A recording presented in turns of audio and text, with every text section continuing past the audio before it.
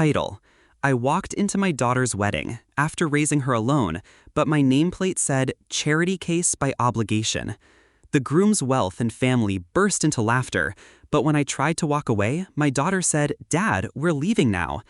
The next day, something unbelievable happened at their company. Start. It sat right where my name should have been, on the front row of my daughter's wedding. The laughter came quick, like hyenas, first the groom's family, then his colleagues, until the hall hummed with mockery. My chest tightened, but I stayed still. Years of swallowing pain had taught me silence was sharper than anger. I stood up to leave, ready to disappear quietly. That's when my daughter rose from the altar, her voice cutting through the laughter. "Dad, we're leaving, now." The room froze. The groom's grin collapsed. His father's cigar paused midair. I didn't look at them. I just walked out with my daughter's hand in mine.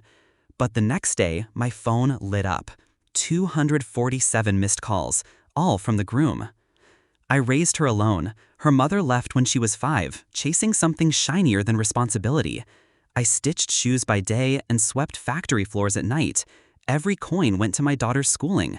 I missed meals, but she never missed a class. For years, it was just us. She studied under dim bulbs while I pressed uniforms smooth with the heat of old pans. She'd smile, whisper, "Someday I'll make you proud." She already had. So when she met him, the wealthy heir with slicked back hair and a family name dipped in gold, I bit my tongue. He looked at her like she was a prize he had purchased, not a partner he had earned. But she loved him, and I had learned that a father's role wasn't to dictate, but to protect silently. Still, I noticed things. The way his parents smiled at her with their mouths, but never their eyes. The way his friends joked about charity work when I was introduced. The way the groom never corrected them. I ignored it, until the wedding. Until that nameplate. Pain is a strange teacher. It doesn't just break you, it reshapes you. That night, when I lay in my silent room, I stopped being the man who endured. I became the man who planned. I began with the company, a sprawling empire built on arrogance. The groom's father controlled the money, but the son, he controlled the secrets. And secrets, I discovered, were far more valuable. Months before the wedding, I had quietly begun collecting. A habit, really. Old instincts from a life where poverty taught me to notice what others discarded. While they laughed, I listened. While they drank, I copied files. The groom had given my daughter access to his office computer once, a careless act of trust. She thought nothing of it. I thought everything. What I found was rot. Layers of fraudulent contracts, shell accounts, and dirty money trails disguised under charity fronts.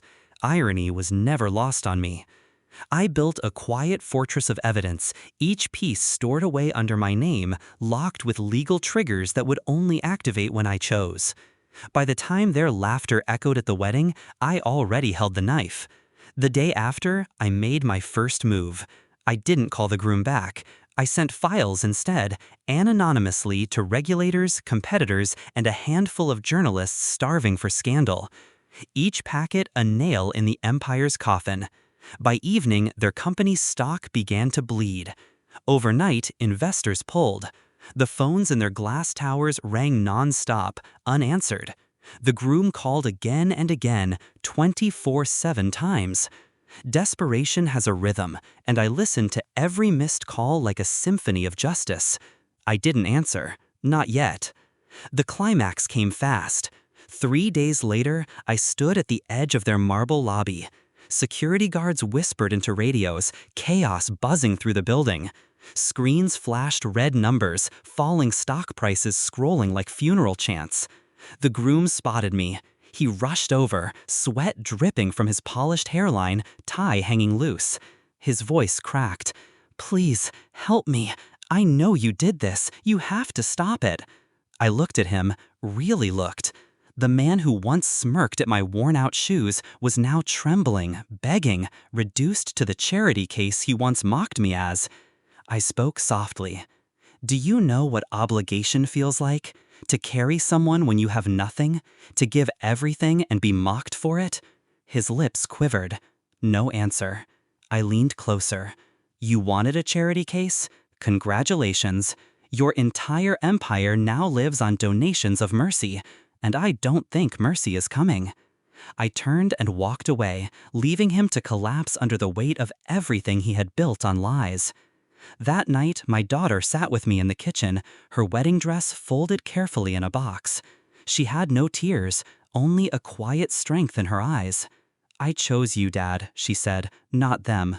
Never them." For the first time in years, I allowed myself to breathe deeply. Not the shallow gasps of survival, but the full breath of freedom. I don't regret what I did. Some men fight with fists, others with words. I fought with silence, patience, and precision.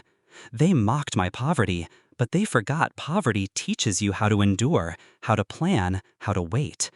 They thought I was weak because I bent, but bamboo bends. It does not break. Now their empire is ashes, and my phone no longer rings. Justice doesn't always roar. Sometimes it whispers, and when it whispers, it never forgets.